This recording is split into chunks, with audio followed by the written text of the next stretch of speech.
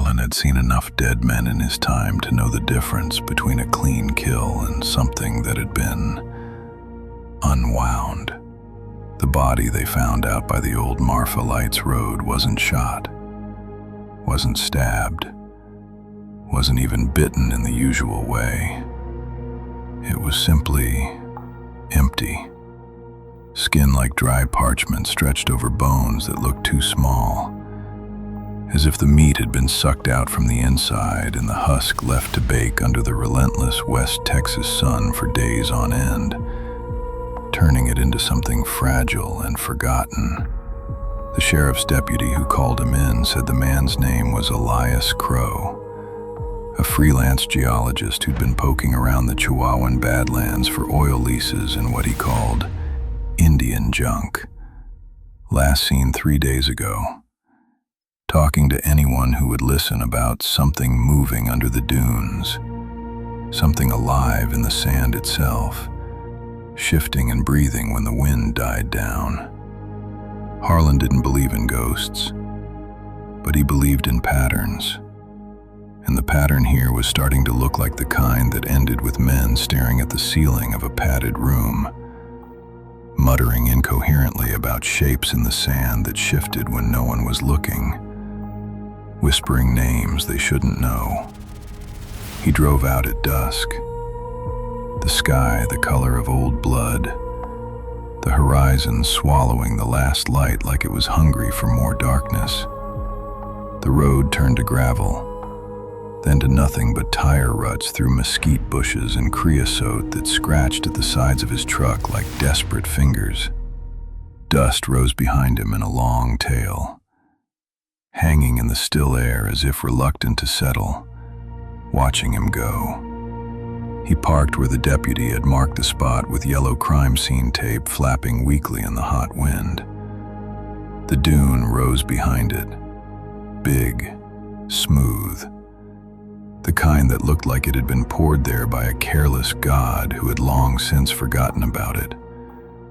Sand the color of burnt sienna, rippled like water frozen mid-wave, perfect and unnatural under the fading light, as if the desert itself was holding its breath.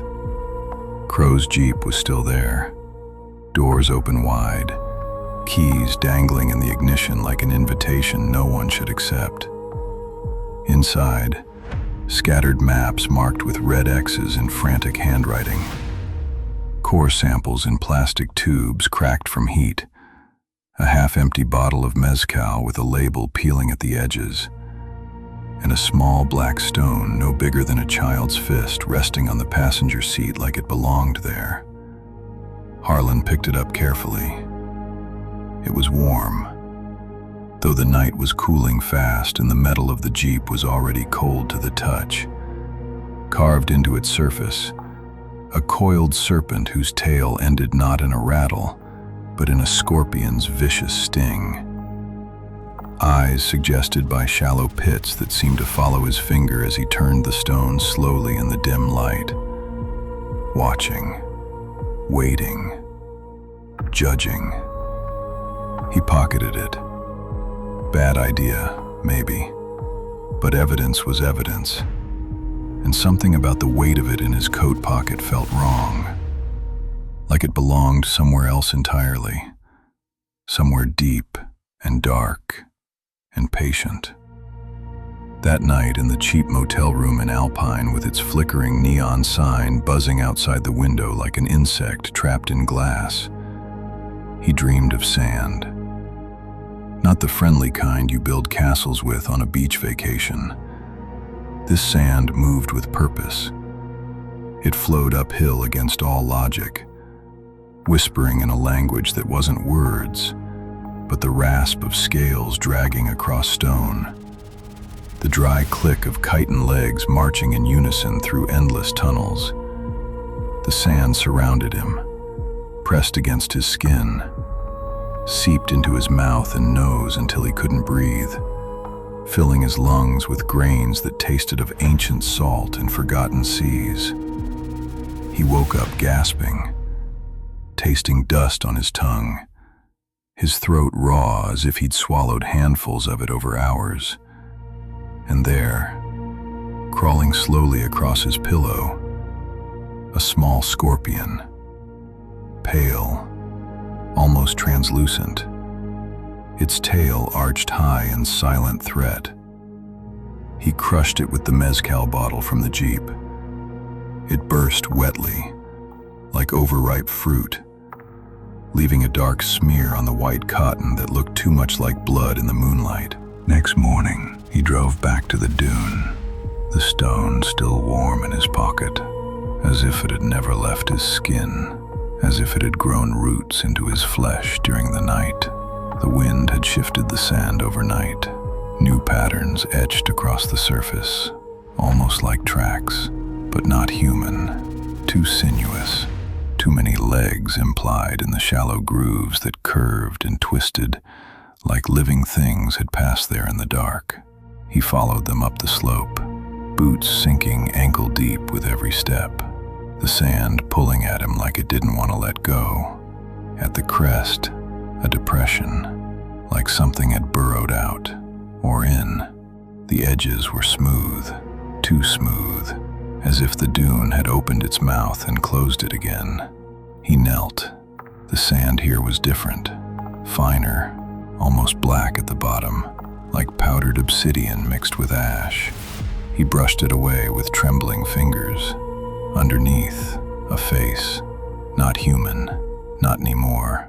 Elias Crow's features, stretched and melted into the dune itself, mouth open in a silent scream that went on forever, eyes replaced by twin pits of obsidian that reflected nothing but darkness. Sand poured from the sockets like slow tears, endless, patient. Harlan stumbled back. The wind rose suddenly, carrying a hiss that might have been laughter, or a name, his name, repeated softly, insistently. He ran to the Jeep, heart hammering against his ribs like it wanted out. The black stone in his pocket felt heavier, warmer, almost alive. He threw it out the window as he sped away, watched it tumble into the dust. But when he looked in the rearview mirror, it was back on the passenger seat, sand clinging to it like a second skin, mocking him.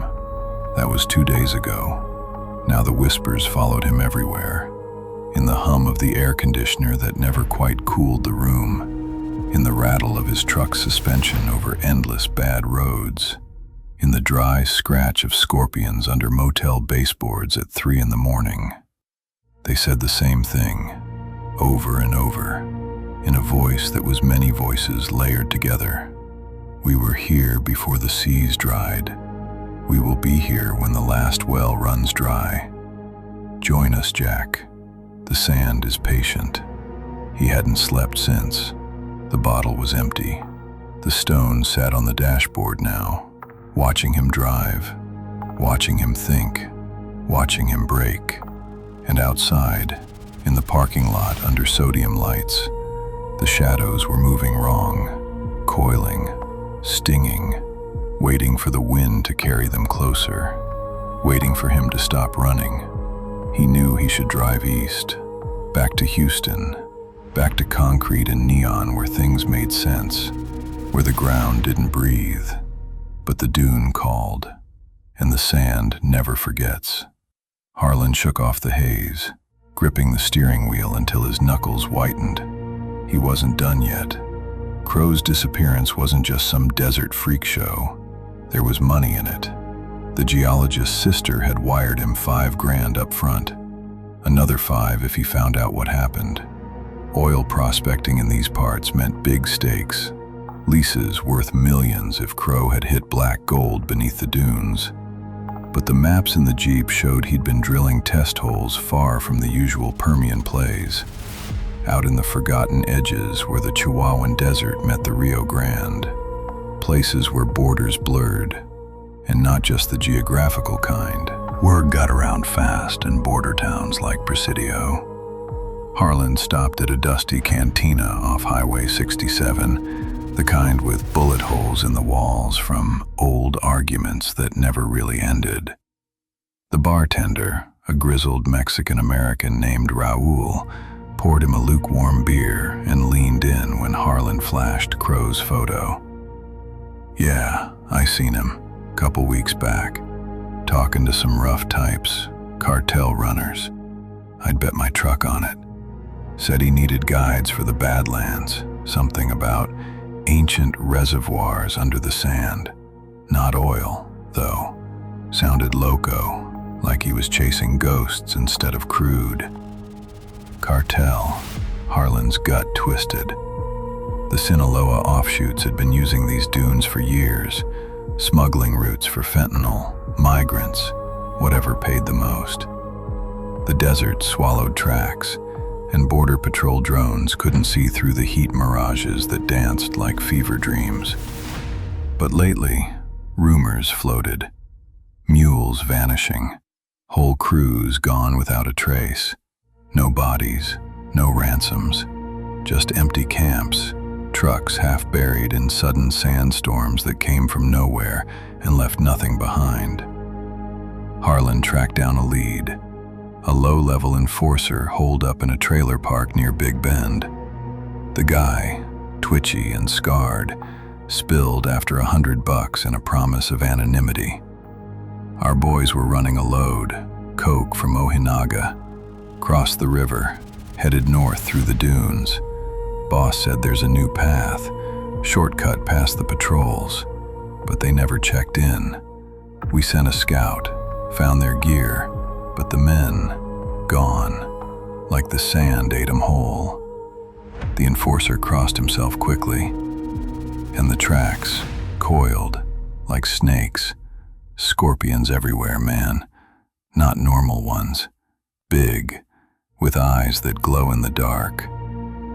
Harlan left with a name, El Escorpion, the cartel boss controlling this stretch of border.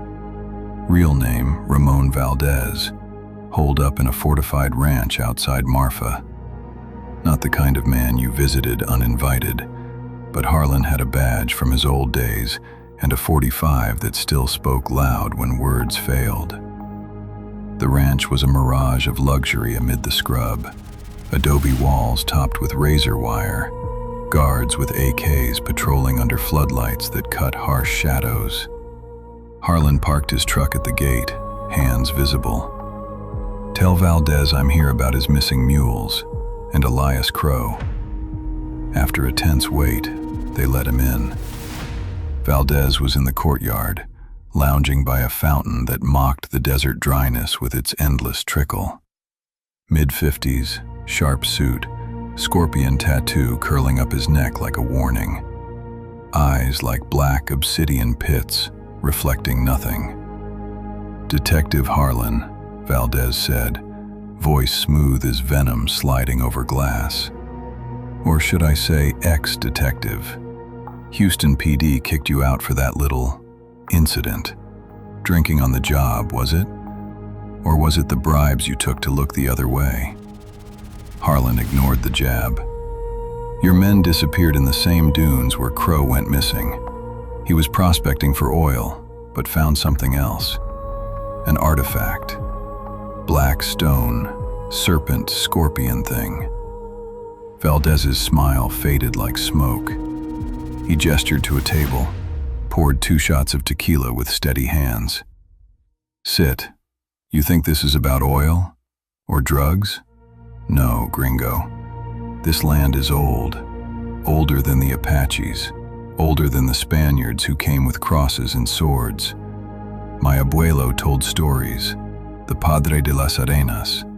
The Sand Father. A god from when this was ocean bottom, eons ago. It sleeps under the dunes, but disturbances wake it. Your geologist, with his drills and his greed, he poked the hive." Harlan sipped the tequila, feeling it burn all the way down. "And your smugglers?" Valdez leaned forward, voice dropping to a whisper that matched the ones in Harlan's head. "They were carrying more than coke. One of them found a cave during a storm.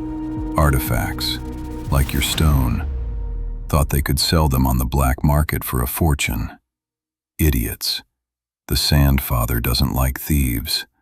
It sends its children, the serpents that burrow through flesh, the scorpions that whisper secrets until your mind cracks open like dry earth. My men, they weren't killed. They were claimed, turned to sand from the inside out. I sent a team to retrieve the goods. Same fate. Bodies empty, faces melted into the dunes like wax under flame. A chill ran down Harlan's spine, despite the heat that pressed in from all sides. The whispers in his head grew louder, echoing Valdez's words like an answer. He pulled out the stone, placed it on the table between them. It pulsed warmly, almost beating. Valdez recoiled as if burned. Madre de Dios, you have it. That's the key, the summoner. Throw it away, fool, before it's too late. But as Harlan reached for it, the ground trembled. A low rumble, like distant thunder rolling under the earth. Sand began to sift through cracks in the courtyard tiles. Impossible. This far from the dunes. Impossible. But happening. Guards shouted, rifles up, but then one screamed, high,